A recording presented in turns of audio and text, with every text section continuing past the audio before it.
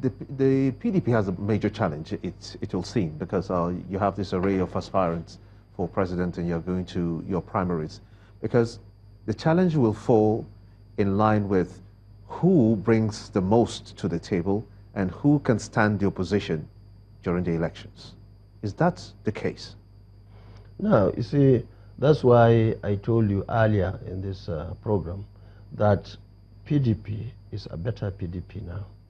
Because in politics, anytime you listen to the people, especially the leadership of the party, talking about who is the best, who can be able to defeat the incumbent, for example, in this our case today in this country, and not only that, who has the capacity to run the government after the election, because these are two separate things.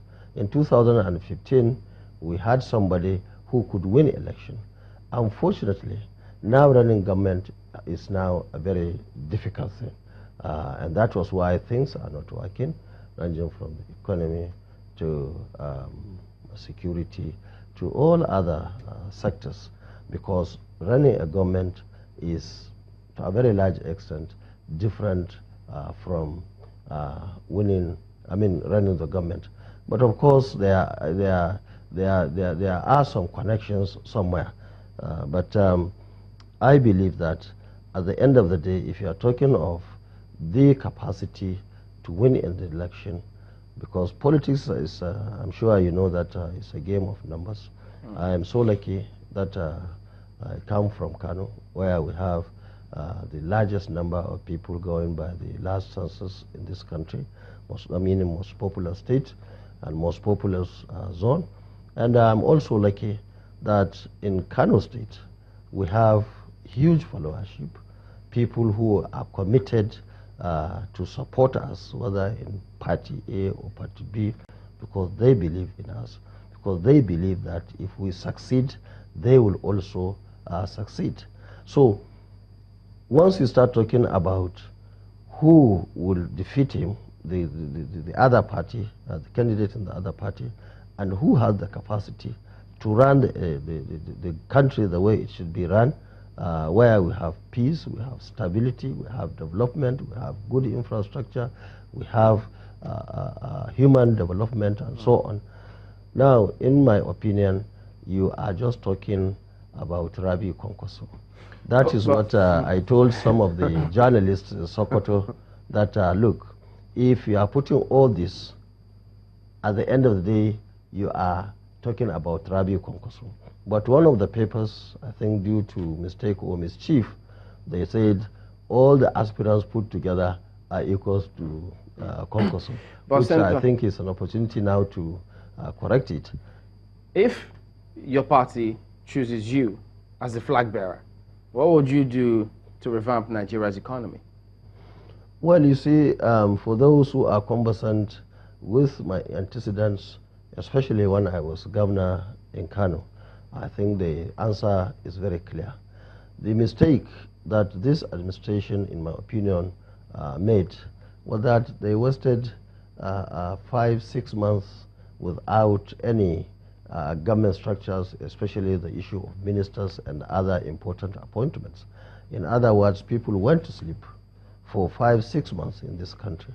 And that was why you could see in 2016 we had to go into recession, because everybody was sleeping, doing nothing. And I can tell you in 2011, when I was elected second term, within 1 week, we were able to inaugurate our state assembly. We were able to send the names of our commissioners.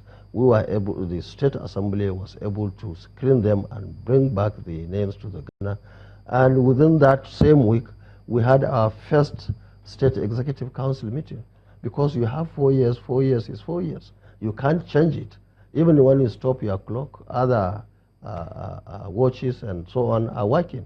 So if you have a contract of 4 years, if it is 10 years, if it is 2 years, make the best use of it. And we have been working until the last day, until we handed over on Friday. Thursday evening till night, we are working, commissioning projects, doing all sorts of things. And in the morning of 29th May 2015, we handed over. So you see, there has to be action. There has to be a capacity. There are so many things that should be done in this country. You look at this issue of security. It's unfortunate today that so many people are losing their lives. So many people are losing their properties, mainly because of inaction of the government. And that must change. And that is the, what we have in PDP. And that's what I have as a person if I am elected, because you have to invest in the, in the infrastructure, because the security and even economy, they are interconnected.